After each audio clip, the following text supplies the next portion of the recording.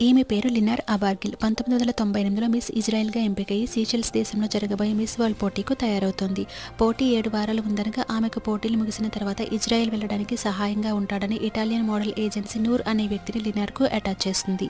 ఈ నూర్ అనే వ్యక్తి రోమ్ నుండి విమానాలు సులభంగా దొరుకుతాయని చెప్పి ఆమెను తన కారులో ఎక్కించుకుని నిర్మానుష్య ప్రాంతంలోనికి తీసుకువెళ్లి సెక్సువల్ హెరాస్మెంట్ చేసి కత్తితో పొడిచి చంపబోతుంటే ఆమె ఇజ్రాయెల్ దేశ ప్రతిష్టను నిలపడానికి వెళ్తున్నానని, ప్రపంచ సుందరి పోటీల్లో పాల్గొంటున్నానని సాటి ఇజ్రాయెల్ పౌరుడిగా కనికరించమని వేడుకుంటుంది. ఆ తర్వాత నూర్ని అరెస్ట్ చేసిన పోలీసులు కేసును నీరుగారుస్తారు. అలా తప్పించుకున్న లినార్ అదొక చిన్న యాక్సిడెంట్, దాని గురించి మర్చిపో, ఫోకస్ సడన్లీ ఎక్కువ అని తల్లి చెప్పిన మాటలతో మోటివేట్ అయ్యి తనపై జరిగిన ఇన్సిడెంట్ని ఆయుధంగా వాడుకుని అందాల పోటీల్లో గెలిచి 1997 సంవత్సరానికి మిస్ వరల్డ్ అయిన డయానా హెడెన్ చేతుల మీదుగా మిస్ వరల్డ్ కిరీటాన్ని అలంకరించుకుంటుంది.